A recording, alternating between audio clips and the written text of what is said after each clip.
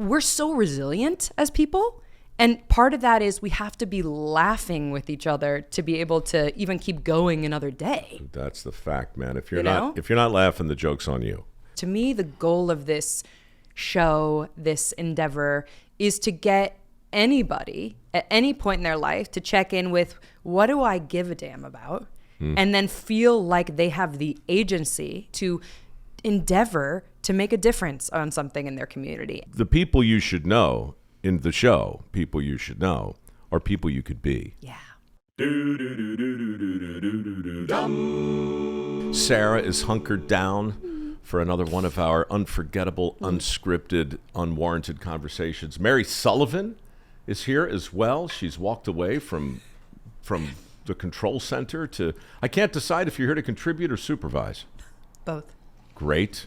That's Pooja there in the background. She came with Sarah. You know how me and Pooja linked up? I don't. Pooja cold emailed me because she had seen Returning the Favor. Yeah. And she loved this kind of content. And I just loved her sort of tenacity to even be able to, and this audacity to be reaching out in that way. And she felt, and I just said, wow, if someone has passion, I'm going to follow that with them. This is, this Pooja, that quality is so for sale. It is so Totally. in need. Totally. And honestly, if I could find somebody with it, I'd replace Mary immediately. But I can't. And Chuck, too, for that matter. Taylor, you could do it, probably. If this sounds a little inside, folks, it's because it is. Sarah, if you're familiar, and even if you're not, with Returning the Favor, was a producer who schnurred her way on camera so often that I really had no choice but to bring you on as a kind of co-host for this reboot. In an attempt to shamelessly plug the premiere of People You Should Know, I thought it would be good to sit down and introduce/reintroduce your particular je ne sais quoi to our literally dozens of viewers. Why from your vantage point are we doing this? You know, I think sort of uplifting programming has had a bad rap because it's been really reductive and one-dimensional. Well, it's so predictable. Totally. Every feel-good show I've ever seen, at least on network and on cable, from the music to the way it's shot, everything sort of telegraphs what we, the producers, want you to feel at any given time. And I hate that, personally. Well, I will say that the reason why I went back with you on this, one, because you are one of my favorite improv partners, and you don't wait for, and I have a background in improv. We both have some theater in the background too, and I love the live honesty of the show. We come in with research, we come in with really, vetting and prepping our people, but then we're just responding to life. And I think that's really refreshing, and people can feel that, because like with this uplifting version, sometimes I hear from people saying, well, it's not real, it's not reality, it's not life, as if life is only negative and downtrodden and hard and challenging. And that is one part of life, for sure. But the whole other part of life is delightful and joyful and ridiculous and filled with sort of tenacious attempts at ridiculous feats, Yeah, well, I remember when RTF was first getting pitched, and I've told the story before, but since Mary's actually here, I think it was you who, I said no. How many times? Many. I mean, and to be fair, it wasn't just no. It was hell no. You've got to be kidding me. Why are you coming with this? But the secret sauce for Dirty Jobs was always that BTS camera. So Mary was like, Mike, don't think of it as a feel-good show. Think of it as the making of a feel-good show. That's correct. And that's what actually did it for me. Yeah. Right? I mean, that's what kept that thing on for 100 episodes, and that's why we're doing it now. When I look at the episodes we've shot so far, what is that? What are we doing? And, I've been sort of glibly saying we're picking up where Returning the Favor left off, but I'm not. I guess we are at a glance, and I think the 2 million or so people who were really into episode 101 that never happened are going to be into this. Yeah. But I also know that for me, I'm different than I was 4 years ago. older, more bitter, broken, perhaps. You are becoming more of who you naturally are. And I was just thinking the other day of like the amount of time we spent on camera as I was trying to write that post for my dad's birthday. And I was so pissed off because all of a sudden the crew's ready to shoot and I'm in the middle of this thing. And, he's 93 years old. I can't not put this post up. And so we wind up filming all of it. So I'm like, Mary, we got to put this in the show. And she's like, oh, that could be a bit indulgent. I'm like, well, maybe, but maybe not. I can't decide yet. So I think we're going to use that clip to actually promote.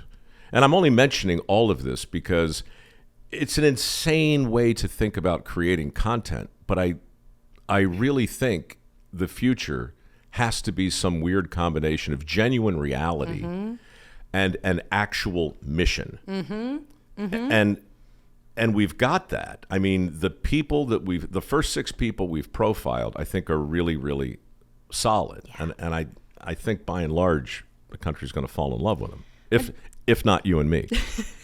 I think all of the above. I mean, I think you were saying before, asking what is the show, what makes people resonate with it, and I think you just named it. Like, I think there's also a sense of these last 4 years were wild, right? And we have been exposed to more than our brains are meant to handle, and we're burnt out. And do you think we're over it? I have had to rest my own burnout that was even subconscious of being too connected to things. And what I realized and why I actually think even bringing it back to people you should know, it has this kind of like buoyancy in the depth of the sea that is everything going on around, right? Sometimes the waves are super rocky, you're being tossed, it's infinitely deep, you have no concept of time, but it has this sort of buoyancy that you can hold on to remember. It's like the go out and touch grass. Remember what's real. They say when you're having a panic attack or you have anxiety or you're overthinking, too in your head, go outside, touch something real.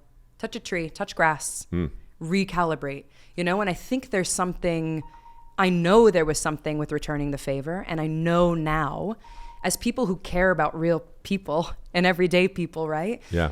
That if it's not real and it doesn't have a mission and it doesn't feel like it has a greater meaning for me to tune into, it's hard to connect with for me. And that can be a laugh. Like, who said? Anne Lamott said that laughter is carbonated holiness. Who the hell is Anne Lamott? Damn it, I should have taken it for myself. You should have. I should have. She's a writer. And I just love that phrasing of it because I think that's also part of the service of it too, right? There's like, we can, amidst all of the chaos, we're real people who have hard days. And we also have a lot to laugh about and a lot to connect with each other. We're so resilient as people. And part of that is we have to be laughing with each other to be able to even keep going another day. That's the fact, man. If you're not laughing, the joke's on you. Most everybody in this business gets worn down and gets a shell, and they really do, just for self-preservation, become inward and brittle. You are outward and spongy. You're fungible. You're squishy. You're happy. You're always, so I just, I don't let this business break you. Thank you. Even if I have to fire you next time. And that's the adventure of it all. To me, that really invigorates me. I think I'd be bored if the path, like I love, for instance, YouTube right now, where this will launch for the first time, is the next thing. It's already there, right? And there's such amazing opportunity to actually build without any of those pesky other additions that you had to accommodate for in the past, right? Like, and with, I had great executives, I've had wonderful things, but I've also had a lot of people who are disconnected from the ground, being able to control the trajectory of a project. Yeah. Right? And as people who know and love people, you and I, right? All of us in this room. You said people who know. As people, look at that. People, you should know. It's just, to me, like there's also a betting on us and our own genuine curiosity and passion for people and our knowledge of stories and places and communities that don't see enough light that are amazing, right? Sure. Yeah, I mean, I'd put that under the earnest side of the column, but absolutely. Shameless plug. So as long as we're sitting here talking about my new show on YouTube, which as you may recall is called People You Should Know, I just want to take a moment to thank the organization most responsible for letting me do this. They're called Stand Together. And you probably heard me talk about Stand Together on this podcast before. I've known them for years. I've worked with them on a number of different projects. And I think the best way to describe them is to think of them like an umbrella over top hundreds of nonprofits and community organizations that are working on some of the biggest problems our country faces from the bottom up.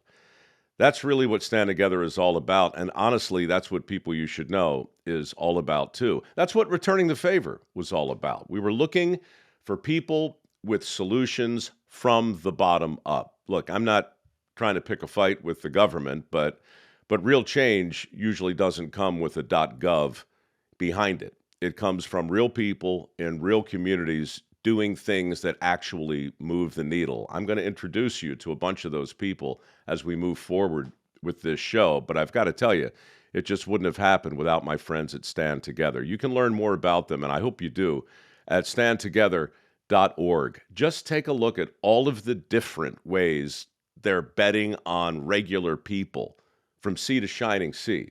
That'll make you feel great, especially with our 250th birthday coming up. Standtogether.org. Sure to appreciate your help, guys. Where were we? Ah, yes, Sarah Yourgrau. The kind of show that I've always worked on. Returning the Favor, People You Should Know, Dirty Jobs. Somebody's got to do it. Even 6 Degrees. You kind of have to go where the people are. Mm-hmm. This show, just so people understand, not to put too fine a point on it, but there's no network behind it. There's no big production company. Facebook was behind Returning the Favor. Well, YouTube isn't behind this. We're just putting it on YouTube. And we're finding our own advertisers. We are building a plane in midair. And I've never done it before. You know, I don't want to bore people with too much inside stuff, but it's very strange for me. I've had a half a dozen shows that worked in a very predictable way over the years. And I'm telling you, folks, those days are over. They're over. I don't think that's inside baseball. I actually think that would be, for so many people who can't find something to watch, it's part of why you can't find something to watch, because the models are totally constricted. The budgets have gotten social media, social media, the attention. You're now fighting for attention there, and that has become legitimately, 70%, and that's probably a conservative number, of people are consuming their data and consuming their programming content just via their phones, right? Just via social media. This is a deeply, deeply entrepreneurial time in the industry. We're always changing, but not at the rate we're changing right now. This is unprecedented. I want to talk about where we've gone so far with you and get your thoughts on who we've met. But Taylor, stick your face in front of the camera for a minute so just people understand you're in the room too. This is Taylor Wooten. And since we're kicking around people's, curriculum vitaes, what's your card even say now? What are you? A little bit of everything.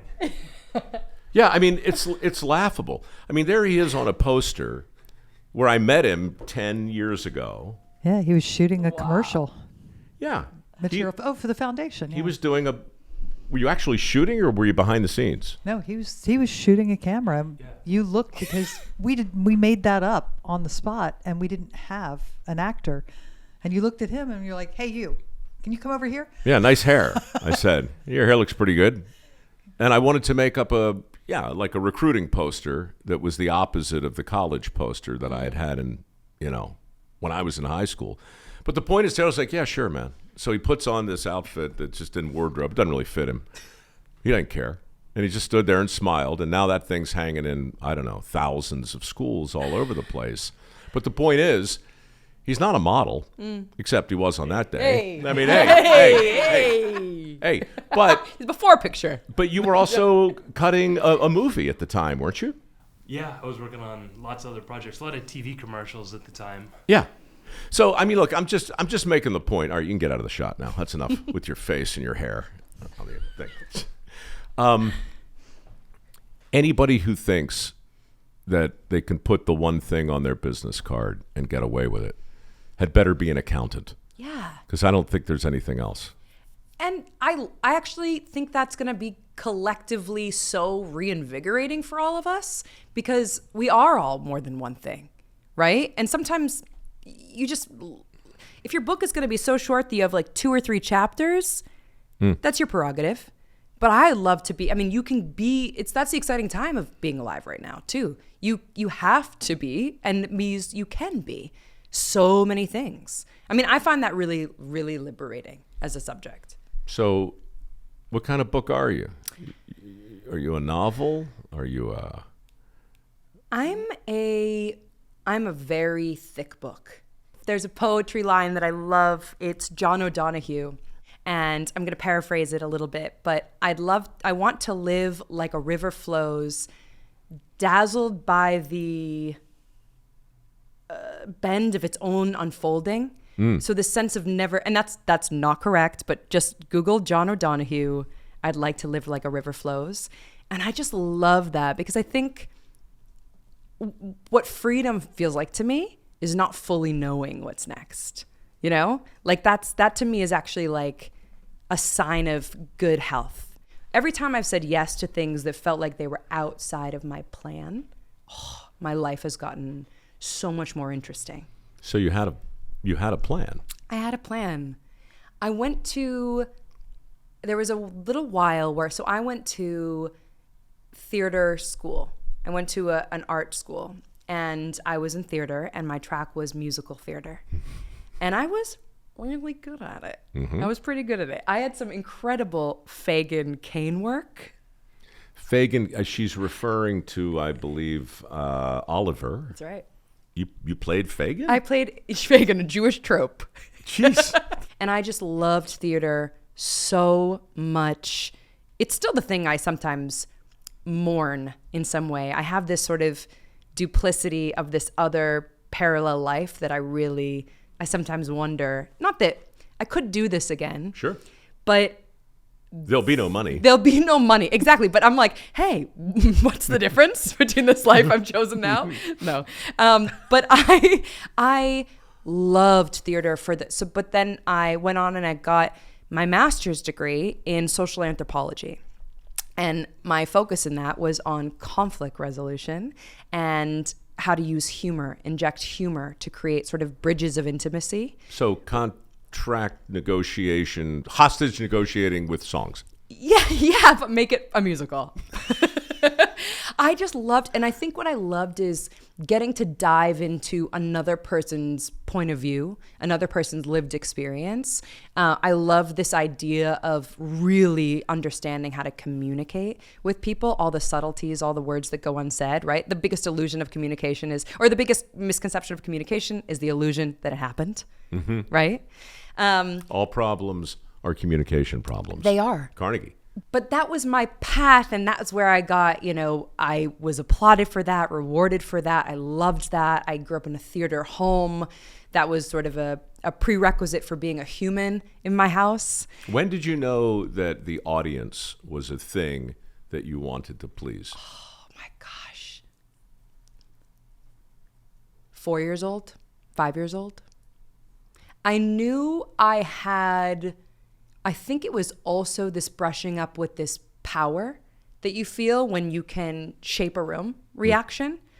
I also have a twin brother who had a very different personality. And so I was sort of the outward performer, but by contrast, this sort of binary sibling experience. But I just loved play so profoundly. I mean, it's my favorite form of intimacy. It's my favorite way to the closest people in my life. Play is just critical for connection. But I felt that that's one of my earliest recognitions of self, and something that I had to go through my own level of like, what is a healthy love of that external, and then what is, at one point you have to check that you're not the puppet being puppeteered by audience reaction, right? Sure. Which can be hard, but I just love, because they will ultimately eat you alive Yeah. if you let them. Yeah. You have to love them, and I look at them as my boss. But I also know that as much as I want to please them, if they think I'm trying to please them, they'll hate me. Totally. And you'll hate yourself. But not as much as they hate me. Totally. True. Very true. Do you have a path like that? You sort of explored, you have had such a rich track that Everything I thought every plan I've ever had has gone up in flames. Every single one, but they've all led to something else that worked. Yeah. Which is why even now, as old as I've ever been, I don't have a crystal ball, and I'm looking at this project, and I can see how it could be really big. Yeah. And I could also see how it just gets swallowed up in a rough, tempestuous sea, because it's noisy out there. And I don't really know. But I know we had a couple million people who were wondering who moved their cheese. They've been waiting for a couple of years to see what we just did over the last few months. Our version of Uplift is really messy and human and relatable, right? I know, and that's something that you guys have held, you and Mary have held such a bar for too, of being like, these have to be real people. Got to be real. Got to be real. And real people are flawed. And let me tell you, as we all know, sometimes the best of us, quote unquote, right? The people who are really endeavoring every day to move the needle on something that is like, wow, you can give up, you've done enough, but are really endeavoring are people who have really walked through darkness, right? Those are the brightest amongst us. And those people are flawed, right? And it's sort of a badge of honor. That's the kind of person that I'm interested in, one, and who I want to shine a light on, because to me, the goal of this show, this endeavor, is to get anybody at any point in their life to check in with, what do I give a damn about? And then feel like they have the agency. They don't need a permission slip. They don't need, hundreds of thousands of dollars. They don't need a 501c3. They don't need permission from the government or from someone to endeavor to make a difference on something in their community. And that is like, if we all moved 1 degree, if we all stepped into that 1 degree, one, our life would get better. All the data around service and gratitude and doing something for other people is just like the mark of health and longevity. And two, our problems would be so much lighter and lifted with just small collective movement. And so that's like the point of why I'm in this storytelling world, in this medium, is just, we can't be what we don't see. And when I see people who really have all total legitimacy to just tap out, say, your gig's been hard, this has been a rough road for you, like, back out, no one's gonna flaw you for that. When I see them pushing through, it helps me check my own excuses of why I can't be useful in the world. No, I get it. I mean, it was the same dynamic. If Dirty Jobs was out of sight and out of mind. You're in a sewer, you're in a septic tank, you're working with real people without a script, and so there's a modesty, and there's no real. I remember arguing with the network about, well, let's elevate them into working class heroes. I'm like, well, I don't think they are heroes. I think they're by and large good and decent people, many of whom are more prosperous than we let on, and maybe I would do that different if I had a chance to go back. But it's the same thing here. Like when we look at Lenzy, and when we look at Steve Hotz, and when we look at Mrs. Mays, these people are still fundamentally relatable. Yeah. And what I like most about putting them out there is that you're not left as a viewer. Like if you're a viewer and you really hear or see a Medal of Honor story brought to life, you wind up shaking your head and saying to yourself, Jesus, I don't think I could do that. I don't think I have what it takes to do what he or she did. The people you should know in the show, people you should know, are people you could be. Yeah. Who stuck with you most this round? Lenzy Phillips. Yeah. Lenzy Phillips. Lenzy is so resiliently joyful and has had, a deck of cards that she's been playing with, right? A challenging hand, right? Lenzy is a mother of 3, and she battled with severe addiction for years. And that led to, not making the healthiest choices in her life, as addiction could lead many people to do. And she ended up being really in need. She ended up doing the brave thing, leaving a relationship, taking her kids to safety with her, and she needed help. And it took a lot of courage and a lot of courage and a lot of strength to ask for help, right? A lot of people don't ask. That's the hardest thing, right? It's an admission of failure of sorts for people. And she asked for help. She went to her church and she got connected with this group called Care Portal. And Care Portal, which is just absolutely amazing, and the way that I think tech could, one of the best uses of tech out there, in the way that Uber and Lyft are for rideshare and Airbnb is for home sharing, Care Portal, as we discovered, is for care sharing, right? Making it really easy, geotagging in your in your vicinity, in your neighborhood. And so she started working with Care Portal, right? They gave her a handout, and it was a hand up because she used it to care for other people. And so now she has been an advocate for Care Portal and goes out of her way to help people in need. She calls herself a care EMT, right? You need the resources, you need, an immediate solve, but you also need someone to treat you like you're human in those moments and to be there for you. And that's what she goes out, and she is that person for people really in need. So I learned about her from Mary through Stand Together. So Right. Stand Together is this organization that's been helping us through this whole journey, but you were a huge fan of them, and you wanted them on the podcast, and I'm like, I don't know, this foster care, we've done this before, I was just kind of like a nudge about the whole thing. But I went to the website, and when you actually look at it, you're right. It's Silicon Valley stuff applied to neighborhood need. Yep. And what got me was the success rates. I mean, it's crazy the amount of people who have been served with basic necessities. And of course, the upshot is you wind up keeping kids with their family as opposed to the foster care system, which is almost always a good thing.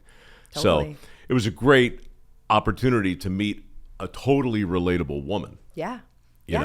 And it'll be super interesting to see to what degree this blows up. Totally. And the fact that it's nationally, right? It's all over the country. So you can, if you are inspired by this, you can activate on that in your community. And I like that it's a network solution, right? It's not just a quick solve and then you leave.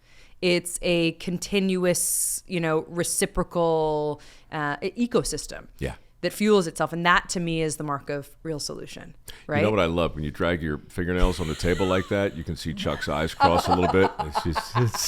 Oh, Chuck, I'm sorry. Judaline from Queens. Tell me about her. Tools and Tiaras. Yep. Judaline is an incredibly vivacious 5 foot... 4'9".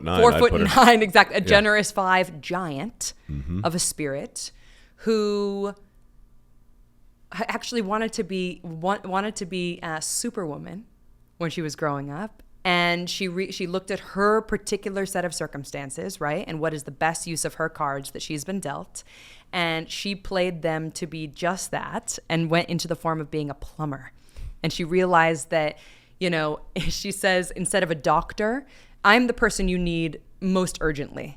Right? You're going to need me more frequently than you need a doctor. You're going to need me more frequently than you need a lawyer. When people are always happy to see her when she's at their door. And I love that she just didn't even indulge a world where, there weren't other women. She was the first woman to be in the union in Staten Island. The Plumbers Union. Yeah. Yep.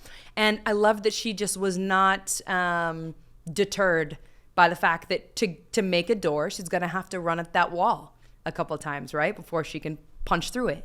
And I just love that. And she has this sort of all the young girls that she brings around her, right, to be able to, at a really young age, to be able to, start working with their hands, to see themselves as really capable.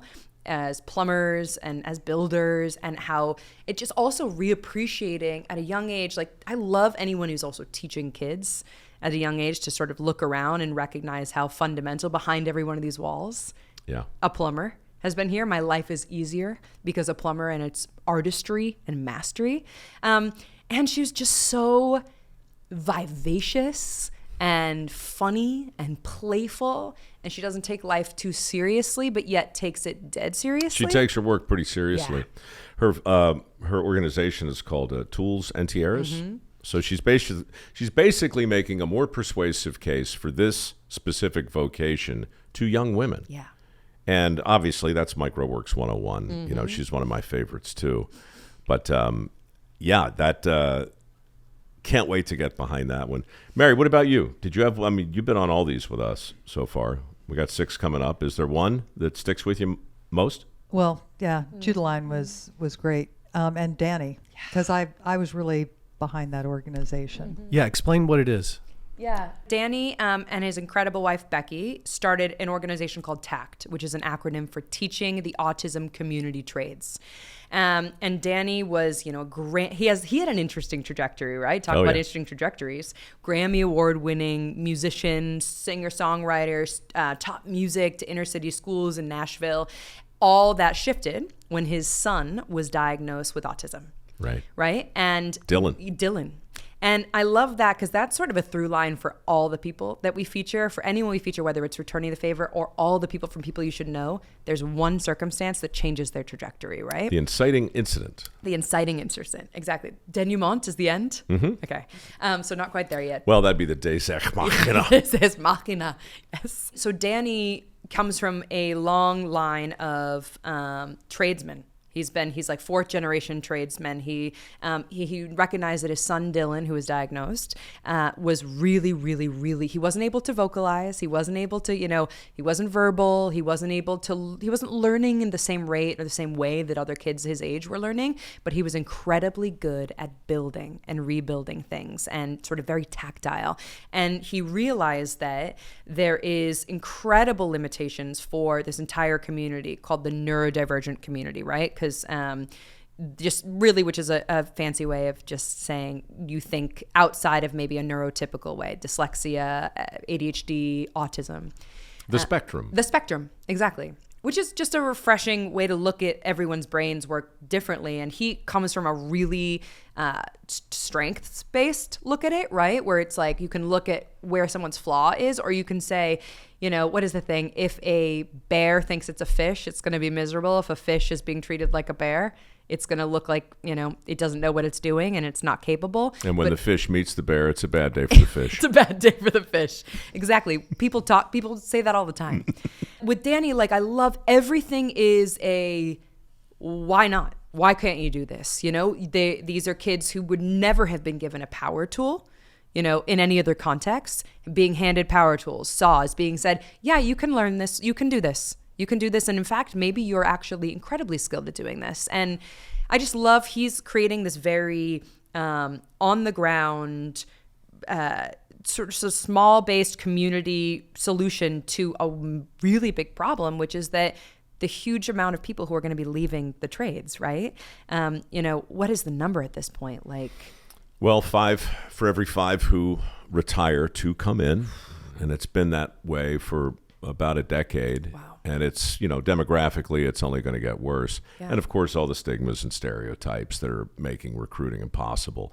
So yeah, it's funny for me, Danny was the first favor we returned long distance. Yeah. And it was such a great story, but it was so frustrating to be sitting there in my office trying to make sense of this through the Zoom thing at the height of the lockdowns, Yeah. So going back to surprise him in this new model, that was great.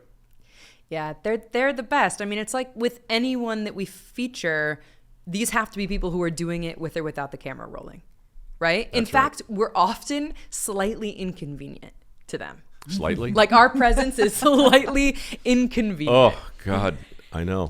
They can't wait to, and imagine me coming in, before they even knew you're coming, I'm just like this person who cannot read the room. Right. I am just so bloody annoying to them. And I just push through those social norms.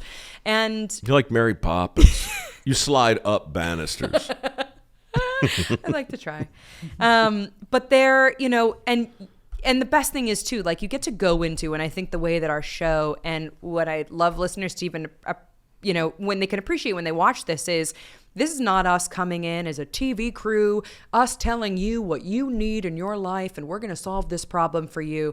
We do such intimate research, really connected with people around this person that we're featuring to really understand what is going to be sort of rocket fuel on what they need, right? So from the outside, it may look like they really need X, Y, or Z, but a lot of times you're burdening somebody if you're not giving them the right gift, right? A gift can be a burden. Oh, you can break them. You can break them. I mean, unless they want to be constantly evading their taxes and move their operation offshores. Which we don't recommend. We don't Mary, recommend. from a legal standpoint, don't do that. Don't That'll do be the that. spinoff. But Mary and I talked about this a lot in the old days, drinking from a fire hose. Luke Mickelson Exactly. Great goes from example. 7 chapters to Right. 400. Right. Right. He was able to scale. But you know what he also did? He quit his job after his episode airs. He pulls the plug. Yeah. That lunatic goes all in, and now he's got thousands of people building beds all over the country. I mean, that's really banana. I mean, to think about us just Forrest Gumping our way into his world and go, oh, here's some cameras and here's some wood and surprise. And then, like 2 years later, the guy's life is completely transformed. And by extension, a lot of other people's. Absolutely. But that's everyone on this show, am I able to say the S word? Salmon? Yes. Everyone on this episode famished. gives a salmon. Okay. Now you can say it. Okay. Everyone here gives a shit.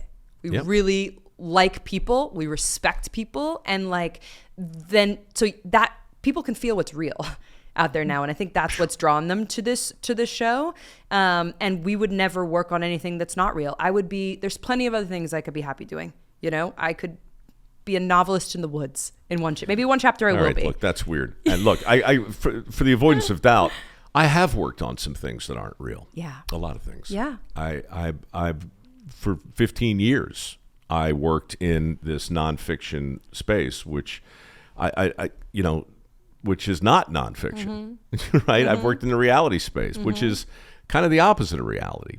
It's really, really hard to find a way to balance between, okay, this is production and this is a show and this is a network and this is the budget and you're and you're trying to build some sort of trust with the viewer and you think maybe you have something resembling a brand and it's an impossible thing to balance. And the funny thing is we've done it. This endeavor balances that. Because what I do now, like you go in first, you do a lot of front work, and sometimes just because Mary doesn't tell me, or just because I'm busy, I show up. I don't know my ass from a hot rock, right? I don't know what's happening, and when viewers see you bringing me up to speed on camera, that's real. I know generally like where we are, but I don't. There's a lot of stuff I do not know. And I'm only there for a day. Like we only do this for like in 7-8 hours. We shoot the whole thing and then we're out. And so a lot of stuff gets by me. And it's not until like a few weeks later that I get to sit with it. And Vince, our editor, will send me a cut and I'll look at it and I'll think, okay, that's what happened on that day. But what's it mean to me personally now? And that's a privilege. And it's also a pain in the ass, but it's a privilege to be able to sit down and go, tell the viewer you have to show them what happened on the day, but you also have to explain, a few weeks later what it meant. And so the trip we took to Fredericksburg, we met this guy, Steve Hotz, who runs a forge called the Black Horse Forge. The Forge Daddy himself. The Forge Daddy. And to be honest, I mean, it's not a fun episode from the standpoint that we're dealing with another giant problem, PTSD, veteran suicide. It's heavy. And it was raining, and it was dark. Yeah. And I had thrown my back out the day before, And hurt broken your my toe. toe. So this is so screwed up. I'm in the midst of what can only be described as kind of a weird and atypical pity party.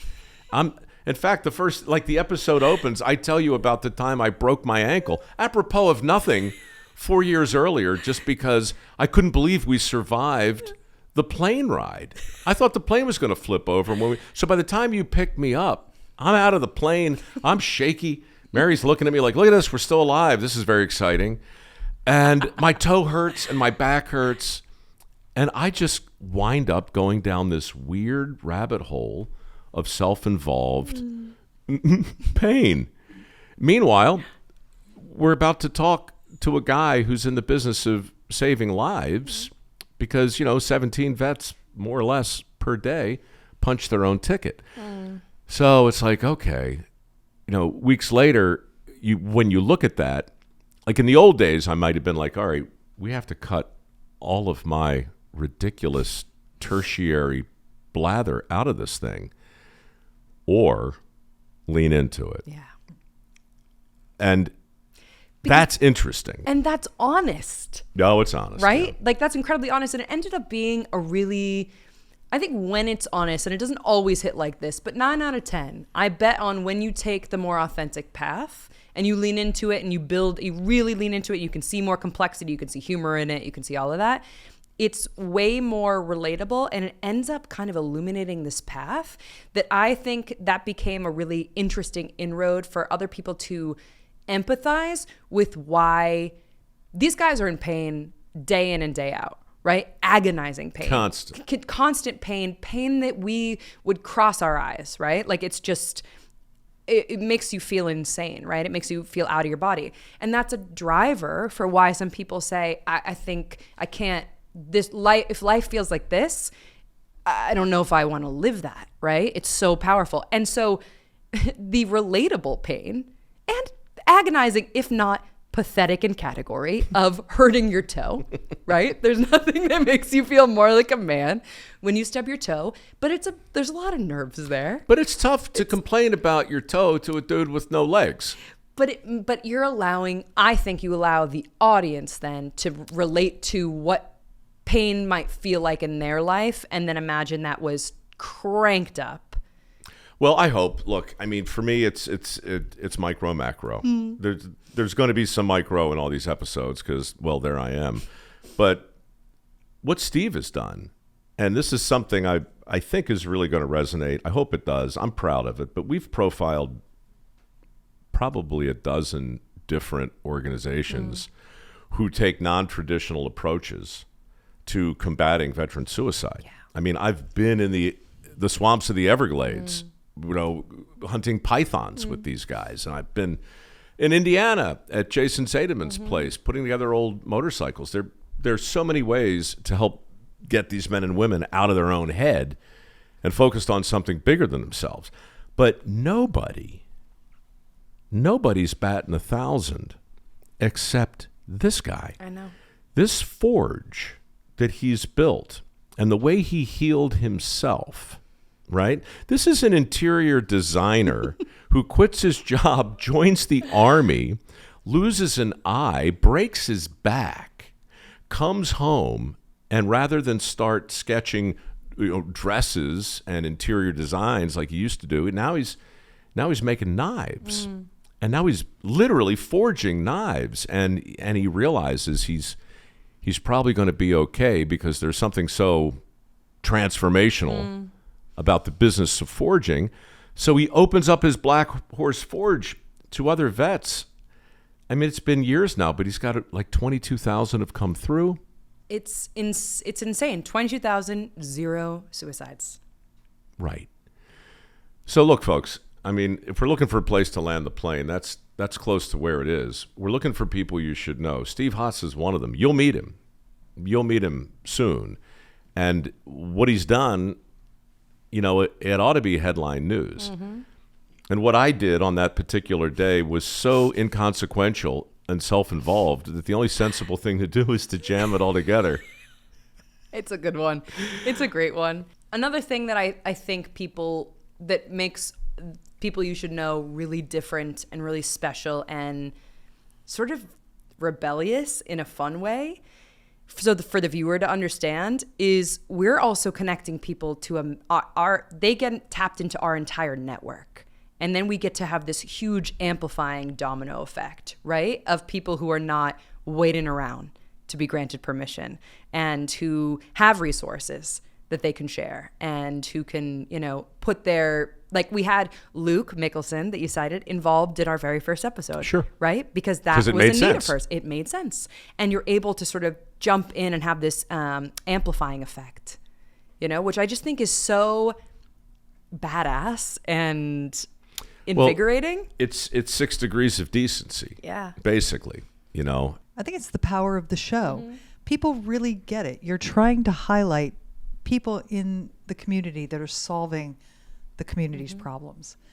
And that's why you'll never run out of issues, because we've featured PTSD many times. But Foster the people care. are different, and the way that they're tackling it are different. And some will be like Sleep in Heavenly Peace, where there are chapters across the U.S. But I think just as important is inspiring people to do it under any name in their own community. Yes. To show them what they can do.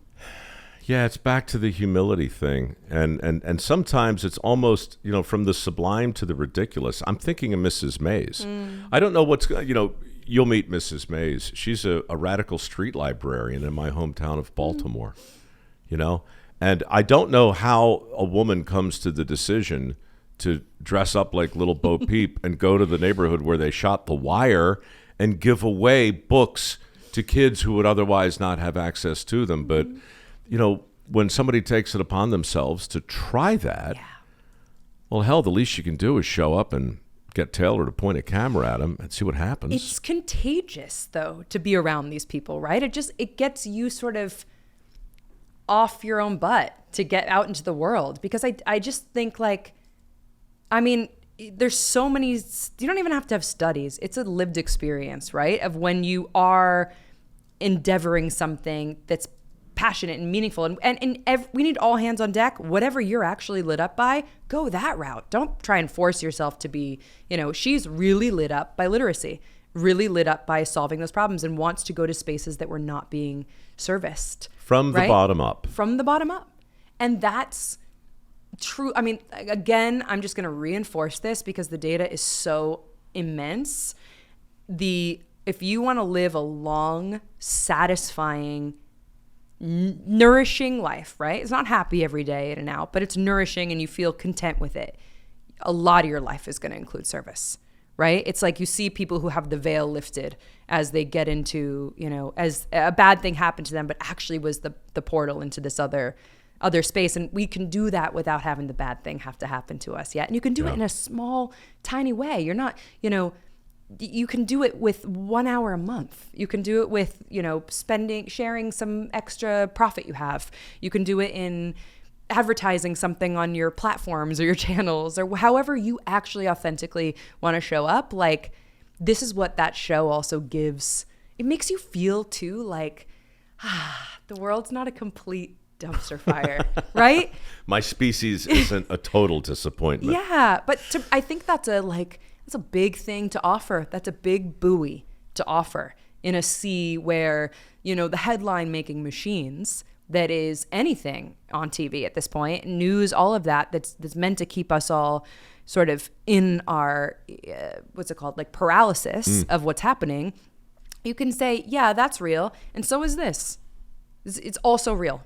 It's equally real. And real change, whatever that means, happens on a local level, period. I'll tell you what real change means. It means we could really use some change, and some actual dollars on the show. Pardon the shameless plug, but our friends at Stand Together have been super generous. They champion bottom-up solutions, and they're helping us. We've had help from our Pure Talk, some of our partners, Groundworks. Ferguson stepped up. Hogland, U.S. Money. U.S. Money. U.S. Money Reserve just came through in a huge way. So So just like when I said before, folks, that we're building the plane in midair, I mean it. There's no network. We have yet to have we don't have an ad sales department, but we're kind of in the spirit of Blanche Dubois, depending on the kindness of strangers and friends. So, I'll say, just to underscore that, with total humility and only 2% hubris, we are the people to do this too. It's not like we have this fun idea that we're going out into the world. We have got battle scars on us. We have iterated. You know, we did 100 of the returning the favor. The only people that could do a returning the favor are people who had hundreds of hours before that too, right? So like, it is also, we are good stewards of that capital, right? We're good. Like it's a place to actually get some returns in all the metrics. First episode drops May 2nd here on YouTube. We're thinking about every other week after that, and we'll have some little surprises for you. On your channel. On my channel, right? Because where else would we go? We just got 1 million subscribers on the channel. Incredible. So we're excited about that. Sarah Yourgrau. Glad you're along for the ride. Don't know where it's going, but it's a treat to ride with you. It's a treat to ride with you. I love us figuring it out as we go. All right, guys. See you next week. People you should know, May 2nd, right here on the YouTubes. If you like what you heard, and even if you don't, won't you please, pretty please, subscribe. Well, I hate to beg and I hate to plead, but please, pretty freaking please, please subscribe.